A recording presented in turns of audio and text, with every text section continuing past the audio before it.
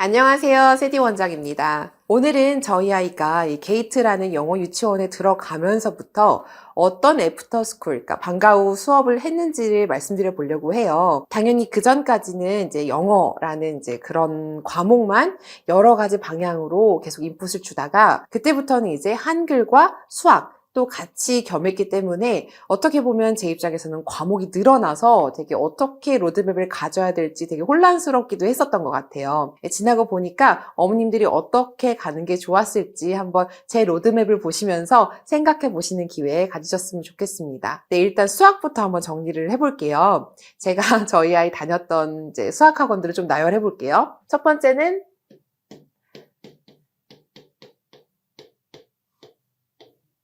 네, 헤이그라는 이 한티역에 있는 이제 영재교육원인데 주로 수학에 관해서 이제 사고력으로 접근을 해주는 학원이죠. 그리고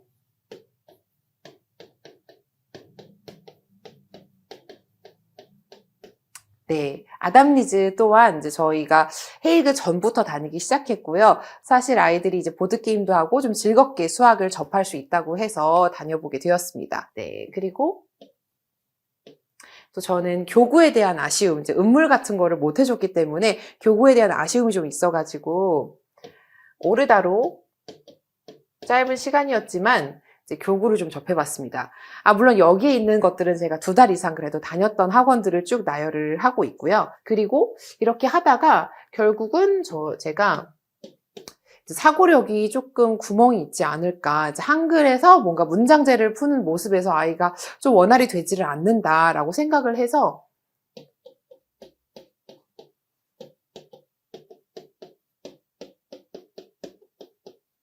플레이팩토를 다녔었어요. 여기서는 조금 더 이 사고력, 헤이그의 사고력 진도보다는 조금 더 좀 늦다 싶었는데 사실 저희 아이한테는 천천히 접근해서 이 한글이 이제 막 발화가 됐을 때 문장제를 조금씩 어떻게 접근하는지 알 수 있었던 좋은 계기였습니다. 근데 사실 이렇게 진행을 하다 보니까 어느 정도 돼서 한 6개월 정도 지났을 때 아이가 과연 잘 하고 있나? 이제 구멍이 조금 많이 보이기 시작하는 거예요. 그래서 제가, 네, 또 이제 남자 선생님과 수학 과외를 진행을 했습니다.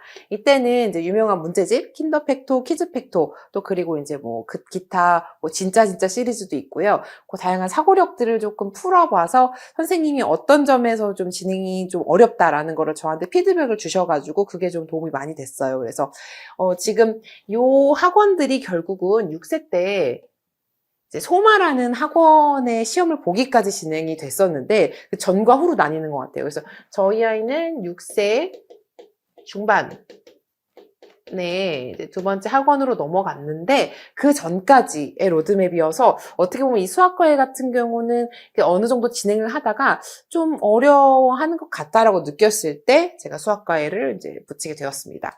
그리고 연산 파트로 좀 넘어가 보면요. 일단은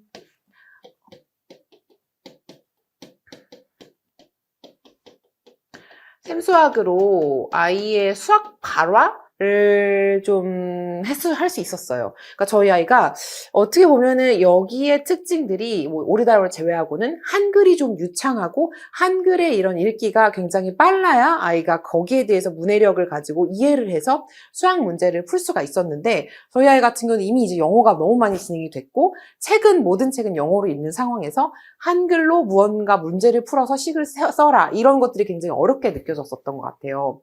그래서 본질로 돌아가서 우리 아이가 과연 한글을 잘하는 걸까? 수학을 잘하는 걸까? 어떤 게 어려운 걸까를 고민하던 찰나에 제가 대치동 샘수학 당시에 이제 이영미 대표님한테 연락을 드려서 저희 아이가 좀 수학에 대해서 관심을 갖게 할 수 없겠느냐, 어떤 점이 막힌 길인지 모르겠다라고 고민 상담을 드렸었고 대치동 샘수학을 통해서 아이가 수에 대한 개념, 수 확장을 할 수 있어서 그때 이제 굉장히 아이가 요 계기로 수학을 좋아하게 됐어요. 그래서 원래는 수학은 정말 나를 한글로 인해서 좀 굉장히 내가 잘하지 못하는 과목이었다가 좀 좋아하게 된 계기가 되었습니다.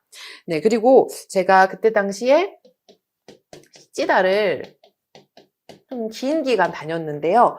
저희 아이 같은 경우는 영재 테스트, GT 테스트 때문에 시제를 처음에 접해서 좀 분리가 됐으면 좋겠다 하는 그런 목적으로 갔는데, 다니다 보니까 이제 GT가 잘 됐는데도 이게 그림 기억을 이제 그 능력을 길러주는데 굉장히 도움이 되는 것 같더라고요. 왜 우리도 똑같은 시간 나중에 암기 과목을 공부를 해도 어떤 친구는 30분 만에 외우는데 어떤 친구는 몇 시간이 걸리잖아요. 그러니까 저도 굉장히 이제 철저하게 준비하지 못했을 때 암기 과목 같은 거를 빨리 외우고 싶다 했을 때 그런 능력은 어디에서 오는 걸까? 근데 저희 아이를 보니까 아이들은 되게 직관적으로 빨리빨리 외우는데 이 능력을 좀 유지해주고 싶어가지고 시찌다에서 그림을 보고 바로바로 기억할 수 있는 것들, 그리고 그때 한글을 착착착착 그림을 보면서 이걸 그림으로 외워서 기억을 하더라고요. 그래서 시찌다 같은 경우도 좀 한 번 발을 담궜으면 내가 뭔가 아이한테 좀 아웃풋을 내고 그리고 그만두고 싶다라고 생각을 해서 긴 시간 진행을 했습니다. 그리고 제가 이제 수학만 하면은 조금 어려울 수도 있을 것 같아서 그때 당시에 Y키즈를 또 같이 다녔습니다. Y키즈는 사실 수학 학원인데요. 과학 쪽에서 아이가 뭔가 흥미를 가지고 접근을 해서 좀 즐겁게 했으면 좋겠다 해가지고 Y키즈도 다녔었네요. 그리고 또 제가 많아서 보고 있어요. 그다음에 학습지. 또 제가 또 누구겠어요. 궁금한 건 못 참는 또 세디 원장이잖아요. 그래서 학습지도 구몬하고 눈높이 다 체험을 받고 저는 구몬을 당시 했었어요. 그래서 그때는 한글이 크는 나무, 수학이 크는 나무 이렇게 이름이 돼 있었는데 그것도 또 선생님과 좀 진행을 했었고 아쉽게도 저희 담당 선생님이 좀 바뀌시면서 저도 이제 잘 맞는 선생님이었는데 이제 그만두었던 기억이 있습니다. 그리고 이제 수학은 다 됐나요? 어느 정도 다 된 것 같아요. 그래서 이렇게 수학을 진행을 했었고, 그러면 뭐 국어는 안 했냐? 국어가 또 여기에서 중요하다고 생각을 해서 국어도 다녔습니다. 그래서 국어는 기본적으로 저는 키멤버스라는 당시에 국어학원 출판사에서 하는 국어학원을 다녔고요. 그리고 한글 과외도 좀 꾸준히 해줬습니다. 한글이 과외가 필요한 거냐, 뭐 과외를 붙이다 못해 이제는 뭐 유학 과외까지 붙이냐 이렇게 말씀하실 수도 있는데요. 사실 이미 언어 중에서 영어가 굉장히 빠른 상황에서 그런 뭐 한글 학습지나 아니면은 뭐 신기한 한글나라 이런 것도 너무너무 프로그램이 좋지만 저희 아이는 좀 빨리 진행할 필요성을 느껴서 그러기 위해서는 사실 과외를 할 수밖에 없었어요. 그래서 문해력 강의나 아니면 만들기까지 같이 한 과외들도 있었거든요. 그래서 그렇게 같이 진행을 했었고요.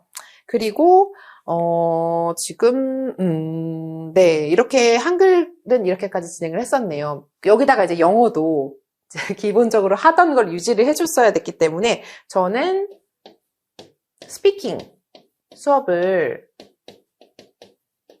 계속 진행을 했습니다. 오히려 저는 읽고 쓰는 거가 나이가 들수록 이제 아이의 연령이 찰수록 더 중요하다고 생각을 했지만서도 이 스피킹에서 아이가 좀 자신감이 있을수록 기본적으로 유치원 가서 뭐 손들고 발표도 하고 그러면서 좀 당당하게 할 수 있는 그런 자신감이 자기한테 이제 영어 실력, 자기가 영어 실력을 자기 본인의 생각을 했을 때 좀 내가 영어를 잘한다라고 느끼게 할 수 있는 중요 원인인 것 같아서 제가 요거를 계속 해줬고요. 스피킹이라고 해서 뭐 딱딱하게 한 건 아니고 정말 선생님이랑 막 그림도 그리고 베이킹도 하고 이러면서 정말 아이가 자신감을 갖고 선생님과 커뮤니케이션 할 수 있는 그런 여건을 계속 만들어줬었습니다.